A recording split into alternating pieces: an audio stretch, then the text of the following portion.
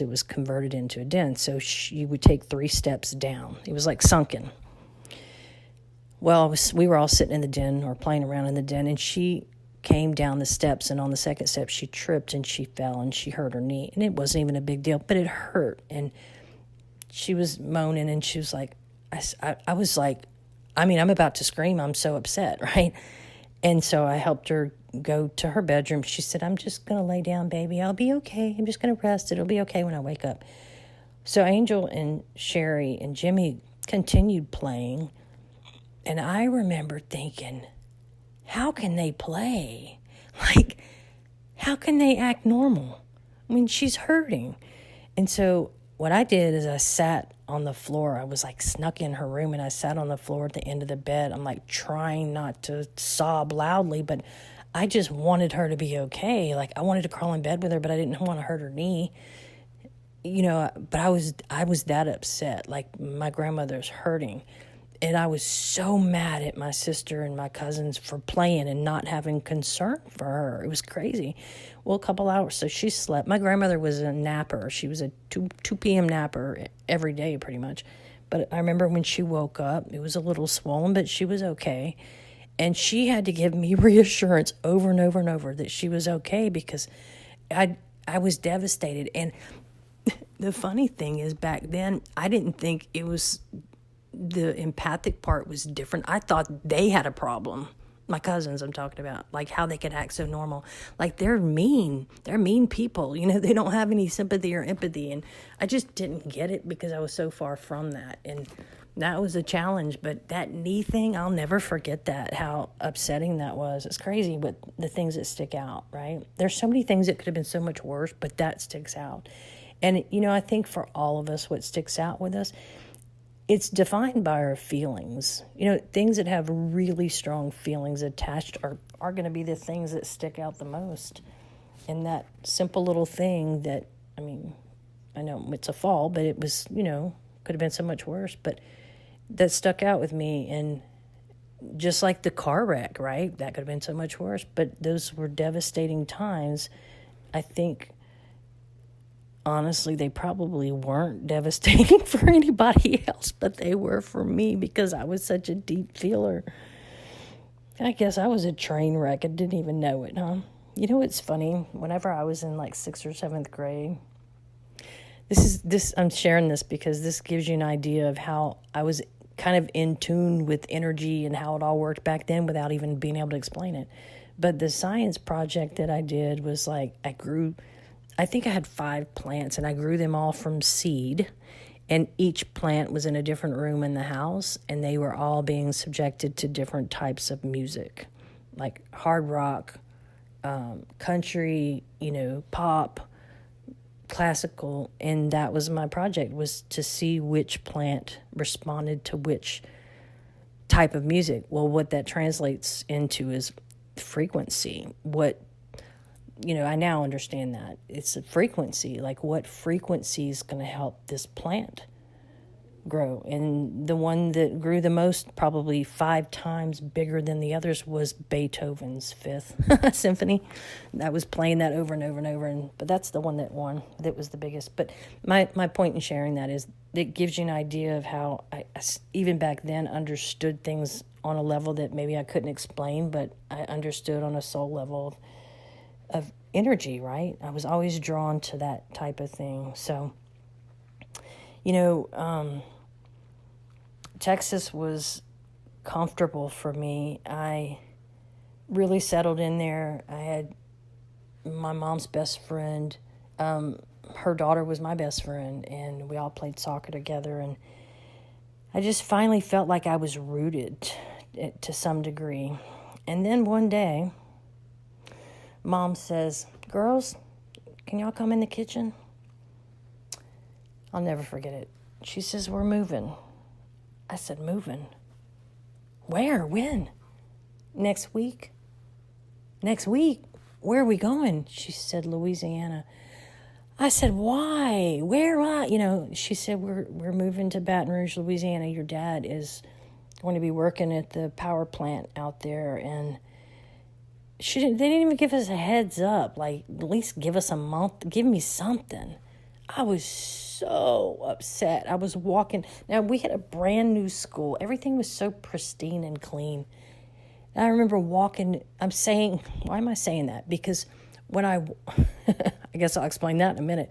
But I was walking down the hall, and it was like bright lights. You know how it is in school. And I was trying to hide my tears, but Miss Gafford, who had been my 5th grade math teacher, saw me.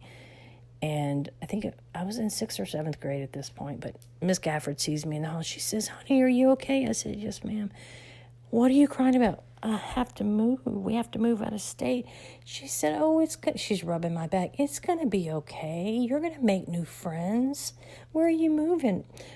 "Louisiana." She goes, "Oh, like,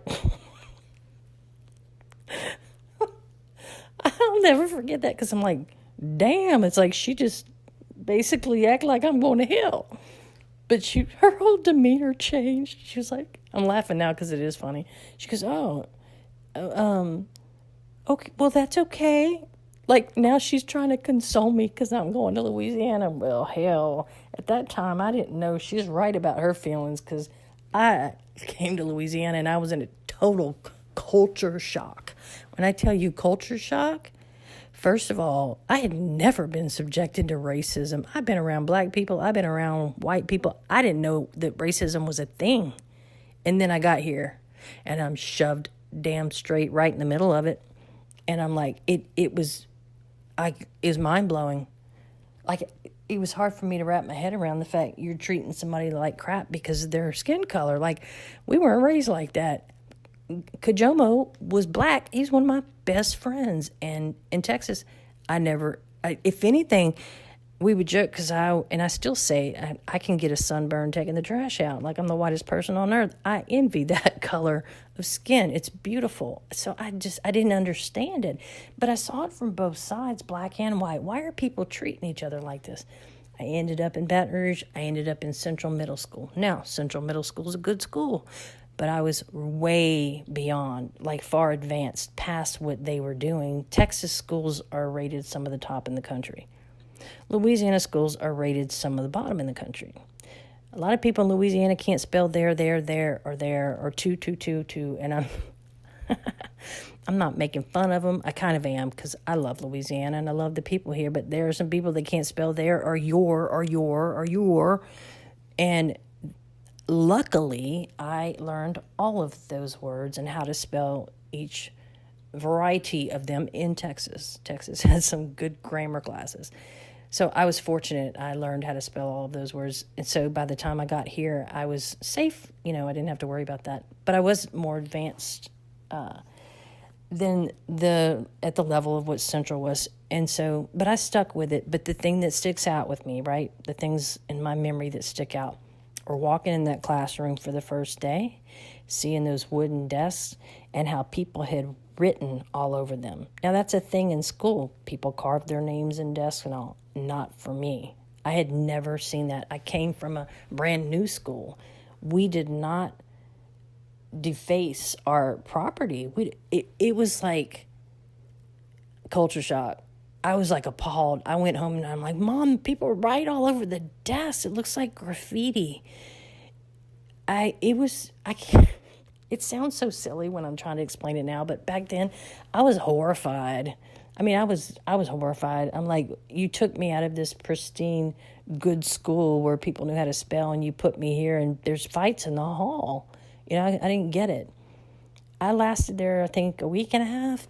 I don't even think it was 2 weeks, and I think it was 2 people that called. The guidance counselor and one of my teachers had called my mom and said, "You really need to look into putting your daughter in a magnet school."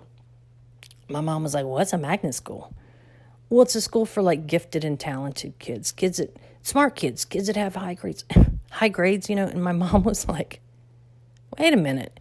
You separate your dumb kids from your smart kids in Louisiana? That's like crazy. Do y'all really do that?" The lady was like, "Just check into the magnet school." So she did. And I ended up there and I felt so at home. I was so happy. I was so happy. I'm like, I don't know what it was. I guess, you meet your tribe and it resonates. And people wrote on the desks. I was at Estruma Middle Magnet Schools. Now they tore it down years ago, but I remember thinking, wow, this feels right. It just felt better. And then, I stayed at that school, and when it was time, Mr. Broderick is my social studies teacher. Oh, man, I don't even know what caused. We got in an argument about something, and remember, I was a pretty shy, quiet kid, and I don't know what he said that set me off, but, oh, yeah. It was so bad I ended up having to change teachers. Not because I was in trouble, because it was like I refused to go back in his classroom, and I don't remember what he did. But then I got put in his best friend, Mr. Green's class, and that sucked bad. But I got through it. And when it came to high schools, the way the magnet program is set up is if you live on one side of the city, you can go to Baton Rouge High.